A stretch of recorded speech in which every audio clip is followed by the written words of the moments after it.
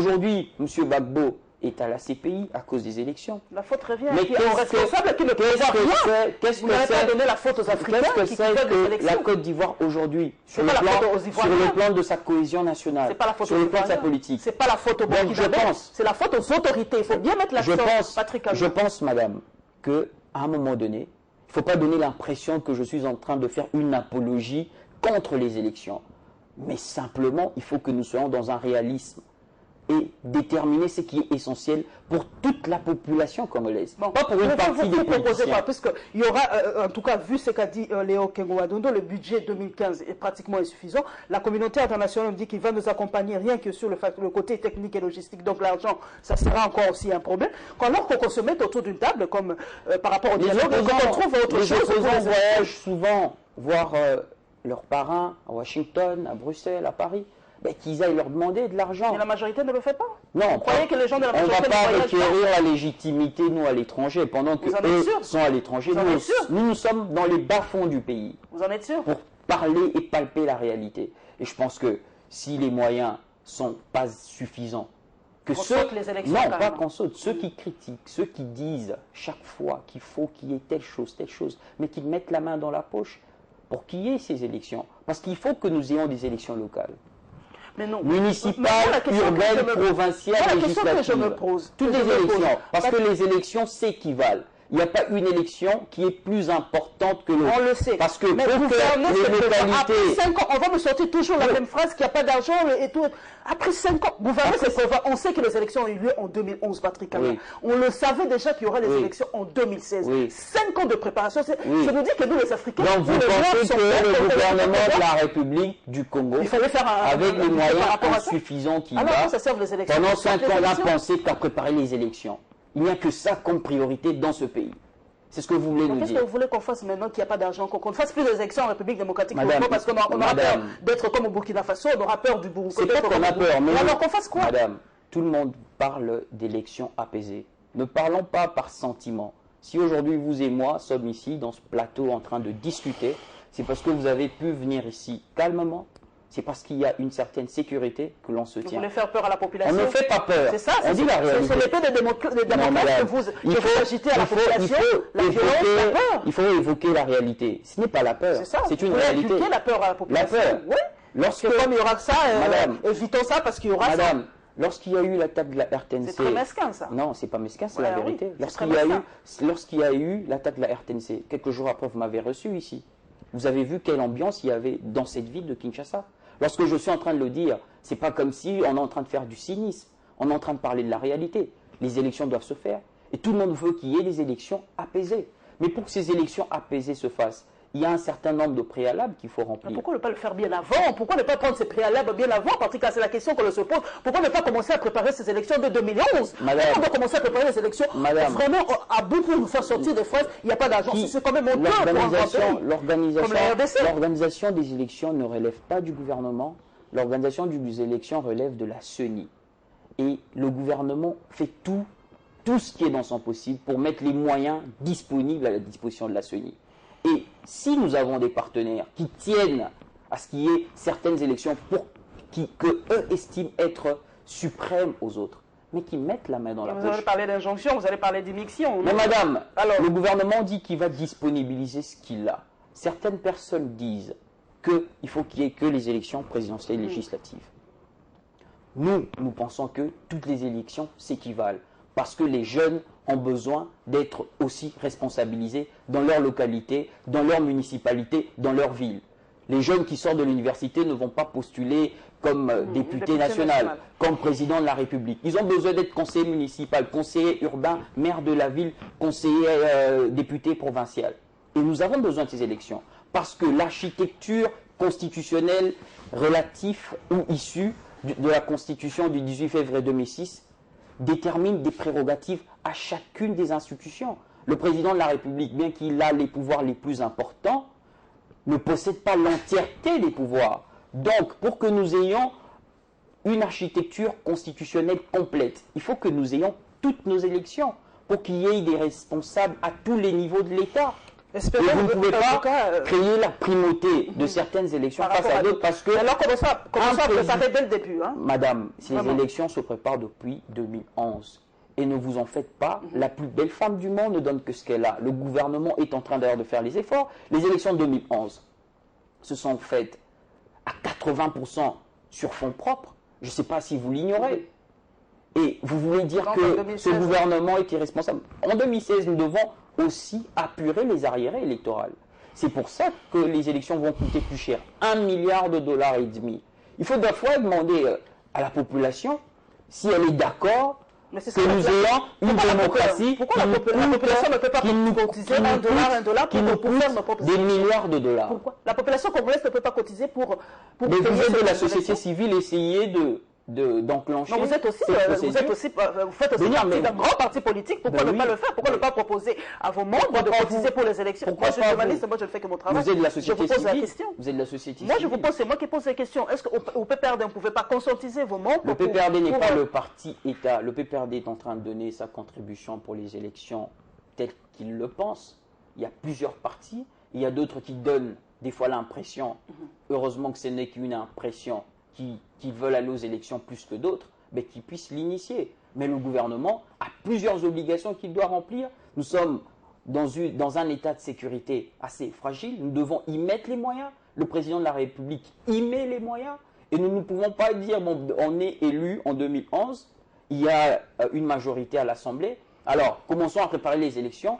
Construisons pas de route, pas d'aéroport, pas de société d'aviation, pas d'armée. On attend 2016. Une belle excuse. Nous continuons en tout cas. Ce n'est pas une excuse, madame, c'est cela les obligations d'un gouvernement responsable. Les élections aussi font partie de ces obligations. Qu'on oui, ne mette pas. c'est l'une des obligations. Qu'on ne fasse pas dire à la population. C'est quelque chose qu'on peut faire. Votre affamé n'a point d'oreille. Alors qu'on trouve vraiment un autre moyen de pallier à l'organisation de ces élections. Parce que les élections est une expression démocratique. Alors comment les gens vont manifester leur mécontentement ou leur désaveu par rapport aux autorités s'il n'y a pas des élections? Mais est-ce qu'il n'y a pas d'élection dans ce pays? Qu'est-ce que vous racontez? Il y aura élection. Je l'espère. Nous commençons par les élections provinciales, il y aura les élections municipales et nous irons étape par étape. Selon le calendrier électoral prévu, il n'y aura pas glissement en déant tout ça. Hein? Madame, il n'y a de délai que de délai électoral. Okay. Il n'y a pas de délai constitutionnel prévu dans notre constitution. La constitution du 18 février 2006 ne dispose pas sur le délai ou sur un échéancier électoral. Cela relève d'une loi électorale et son exécution relève de la CENI.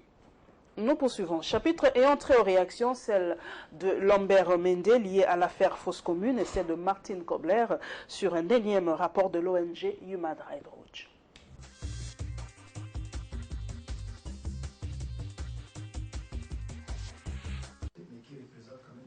Les dossiers sur l'exhumation de corps de la fosse commune de Maluku et de nouveau sur scène. Dans son récent rapport, l'ONG Human Rights Watch invite les autorités congolaises à se plier à l'exigence de l'exhumation de corps pour plus de crédibilité, vu les 34 plaintes des familles des victimes qui seraient déjà déposées auprès du procureur général de la République. Chose qui refute les porte-paroles du gouvernement. Lambert Mendo Malanga dit ne pas être informé de ces plaintes et que Human Rights Watch devrait laisser la justice congolaise se charger de cette affaire.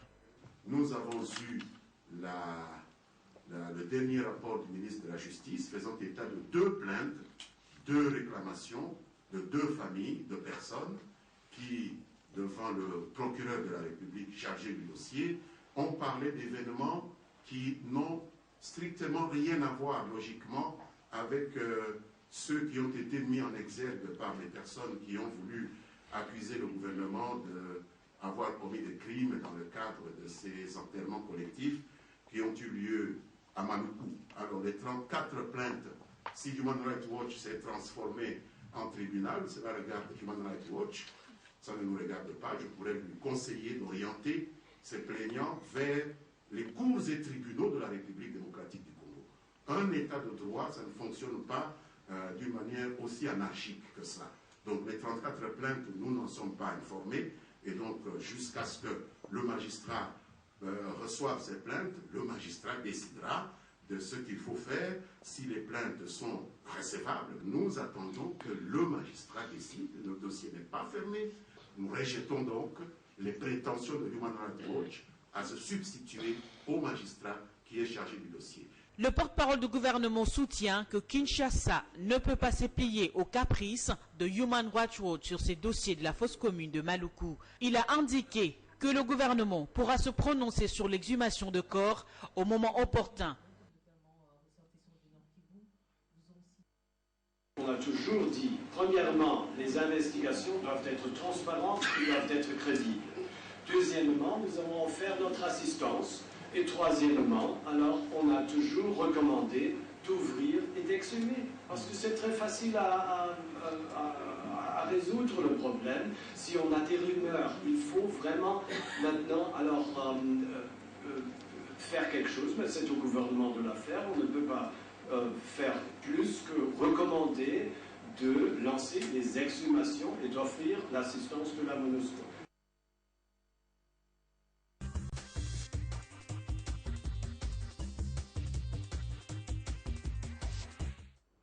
Dossier assez sensible, hein, cette histoire de fosses communes ou de tombes communes, selon certains. Donc, vous avez suivi les propos croisés de Lambert Mende et de Martine Kobler. On se pose la question, d'ailleurs, je commence par le premier, pourquoi le gouvernement congolais hésite à faire cette exhumation? Pourquoi? C'est au nom de notre souveraineté, on ne veut pas avoir des injonctions d'une ONG telle que Human Rights Watch, tout simplement. Madame, en République démocratique du Congo, il y a des instances. Il y a des instances politiques, il y a des instances judiciaires. Je pense que l'exhumation des corps répond à une certaine procédure. Et je crois que la justice, si elle estime nécessaire, s'il y a des questionnements qui s'avèrent pendant et que la justice estime nécessaire de procéder à cette exhumation de corps, je pense que la justice ordonnera qu'il y ait cette exhumation. Mais dès l'instant, toutes les explications qui ont été portées à la place publique, j'ose croire qu'elles ont été claires et que la justice, jusque-là, n'a pas estimé de procéder à cette exhumation de corps. Mais si tel est le souhait de la justice pour éclaircir davantage les gens, pour mettre de plus ou pour exposer de manière supplémentaire la vérité, il n'y a pas de problème. Mais jusque-là, la justice ne s'est pas prononcée. Pour faire taire peut-être la rumeur, pour faire taire tous ces ondits par rapport à cela. Martine Kobler l'a dit, on vous donne, ils proposent leur soutien logistique. D'ailleurs, ce n'est pas la première fois que la MONUSCO nous aide sur le plan logistique et technique. Et ils sont prêts à nous aider pour exhumer ces corps et faire taire définitivement ce dossier. On l'a fait au Burkina Faso par rapport à Thomas Sankara. Exhumons, et puis disons que voilà, c'est ça, et puis on passe à autre chose. Sinon, ce sera un dossier qui sera toujours pendant sur la tête de la RDC. Non, la rumeur s'éteint toute seule. La rumeur, on ne l'éteint pas. Moi, je crois que... c'est un acharnement de Human Rights Watch, simplement? Je ne sais pas. Mais écoutez, ces ONG ne sont pas aussi indépendants qu'on le dit. Moi, je pense que la justice doit faire son travail. Et je crois que ce problème, ces enquêtes relèvent du pouvoir judiciaire. Donc, faisons confiance à notre justice et laissons le pouvoir judiciaire agir en tout état de cause. On fera outrage à notre justice. Hein. Le ministre de la Communication n'aime pas qu'on mette en doute le travail de notre justice, mais déjà échaudé crème en foi. Beaucoup de Congolais n'ont pas tellement confiance en cette justice. Vous, en tant que Congolais, vous croyez que cette justice fera vraiment bien ce travail par rapport à ce dossier? Quand vous parlez de cette justice, elle n'est pas la vôtre. C'est notre pouvoir judiciaire. Je crois que non, c'est pas une bonne façon de parler. Il faut la corriger. Je pense que c'est une institution de la République envers laquelle nous devons porter notre confiance. Faisons confiance à notre justice et laissons-la faire le travail qui lui revient. Ok. Nous poursuivons. Nous nous rendons à l'Assemblée nationale où nous